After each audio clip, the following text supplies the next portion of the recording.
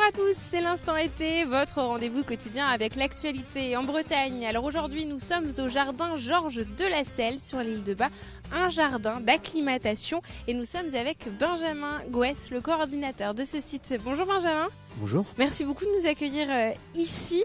Alors avec vous, dans un instant, on va partir tels des explorateurs à la rencontre des plantes du monde entier. Mais juste avant, retour en images sur ce qui a fait l'actualité en Bretagne. Dans cette parcelle à 2 pas du Moulin Blanc à Brest, le plus important constructeur finistérien et l'un de ses fournisseurs construisent la maison du futur. La maison Iroise est un prototype pour un programme national d'économie d'énergie. Les baies vitrées sont 2 fois plus importantes que sur une construction traditionnelle. Résultat, une luminosité et un apport solaire important, mais contrôlé. Mettre des vitrages importants exposés au sud et à l'ouest, on peut créer très rapidement de l'inconfort dans la maison. Donc on a innové sur cette maison, on a introduit pour la première fois dans une maison individuelle ce qu'on appelle des vitrages à contrôle solaire. Contrôle solaire indispensable car avec 26 mètres carrés de vitrage, la maison pourrait vite devenir une serre. Et la législation actuelle d'économie d'énergie encourage ce type de pratique. On est aujourd'hui dans un carcan réglementaire qui favorise l'effet de serre dans la maison. Alors c'est vrai que l'effet de serre, ça va permettre de beaucoup moins consommer en chauffage. Par contre, ça va se faire au détriment du confort pendant l'été. À l'intérieur, malgré le grand soleil de cette journée, la fraîcheur surprend, même si l'isolation de la maison n'est pas encore terminée.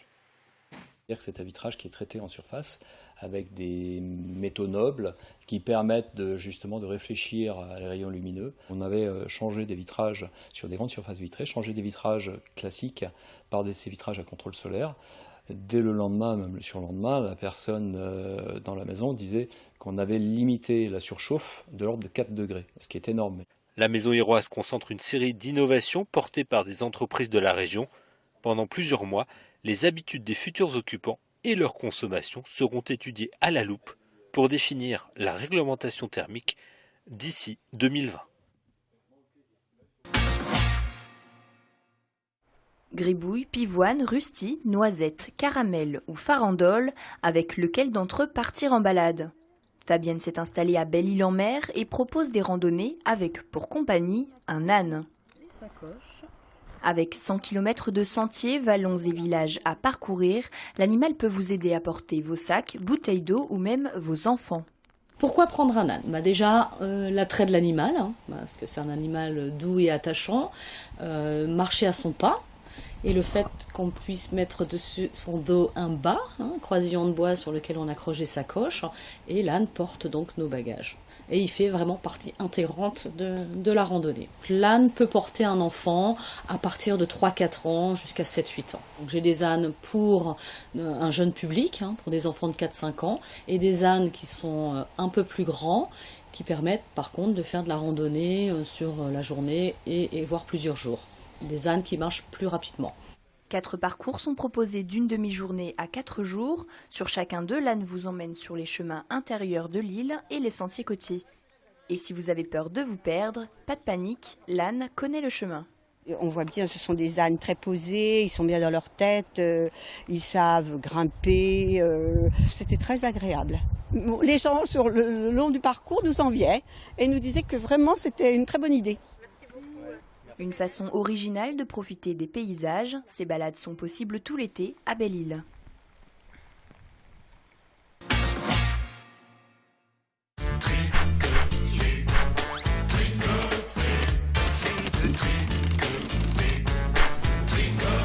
Bonjour, cette semaine on détricote le fil. Le Festival interceltique de Lorient. Tout ce que vous voulez savoir sur le Festival interceltique, sur la face cachée du festival, les coulisses du festival, eh bien c'est maintenant.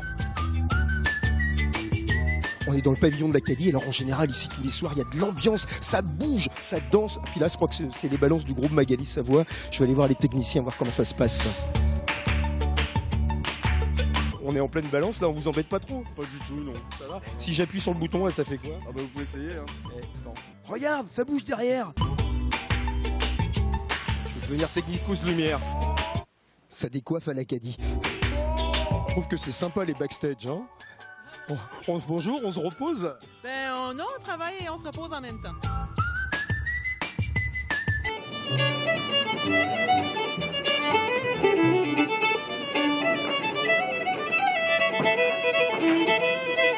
Pas trop stressé, vous jouez ce soir? Ah ben non, on est bien excités, on a hâte au bout. C'est la première fois ici à Lorient? Moi non, mais avec Maggie oui. Ouais, c'est la meilleure foule au monde. Eh Joe, tu peux m'envoyer plus de basses? Eh mademoiselle, vous voulez pas venir avec moi? J'ai besoin de quelqu'un pour faire une photo. Regardez, hop là, mettez la tête là, hop, hop. On a tout vérifié, tout est fin prêt, les balances sont faites, le festival peut commencer et nous on va continuer à détricoter le fil.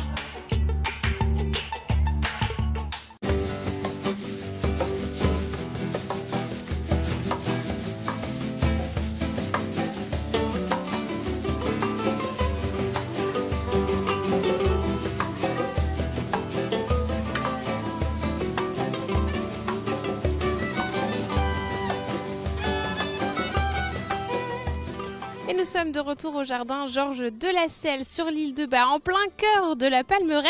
On retrouve Benjamin Gouès. Alors Benjamin, expliquez-nous, ce jardin, qu'est-ce que c'est? C'est avant tout le rêve d'un homme, Georges de la Selle, donc qui est arrivé sur l'île de Bas pour la première fois en 1897 et qui a eu l'idée de créer un jardin exotique sur une petite île au nord du Finistère. Et voilà, 120 ans après, on voit le résultat de ce travail acharné. Combien d'hectares ici sont plantés? Alors il y a 2,5 hectares de jardin environ. Et on a à peu près 2500 espèces de plantes. Et donc là, on est dans la Palmeraie, mais il y a différents continents qui sont représentés. Les 5 continents sont représentés. Ouais, à peu près. On va dire que c'est un jardin d'ambiance en fait, où l'idée c'est pour le visiteur de faire un tour du monde en 45 minutes, 1 heure. Et en passant par des ambiances, donc on va passer par la Palmeraie, donc il fait une ambiance assez tropicale, subtropicale. On peut aller ensuite au niveau des cactus qui vont nous rappeler le désert mexicain ou le désert américain.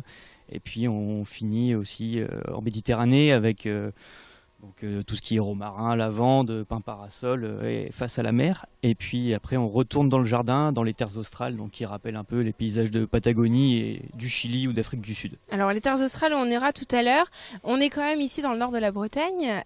Pourquoi les plantes du monde entier s'acclimatent si bien? Vous parlez de plantes méditerranéennes, on est étonnés finalement. Parce que déjà la Bretagne c'est un cliché quand on dit qu'il fait froid ici. On a un microclimat en fait du fait que ce soit une île déjà, donc elle est entourée d'eau, l'eau est toujours plus chaude que l'air, même en hiver, donc il y a des échanges qui se font. Et on a un courant très connu qui s'appelle le Gulf Stream, qui passe à quelques encablures au large et qui ramène de l'eau beaucoup plus chaude tout au long de l'année. Et tout ça fait que sur l'île de Bas, on a un climat où il ne gèle quasiment pas. Donc les plantes s'acclimatent bien ici pour le coup, jardin d'acclimatation. Certaines plantes s'acclimatent mieux que d'autres sur le continent en tout cas. Et vous continuez à installer de nouvelles plantes d'année en année? Ouais, c'est un travail qu'on continue chaque année d'acclimatation. On ramène environ 100 d'espèces par an en plus dans le jardin. Toutes ne fonctionnent pas forcément tout de suite. C'est ça le travail aussi. Ouais, c'est ça le travail, c'est tester les planter à différents endroits, voir comment elles tiennent, comment elles passent l'hiver, ça sert à rien de planter une plante qui va juste végéter, il faut qu'elle arrive quand même à grandir. Donc voilà, c'est tout un travail là-dessus. Alors on va poursuivre notre visite. Benjamin, vous allez nous emmener maintenant dans les terres australes.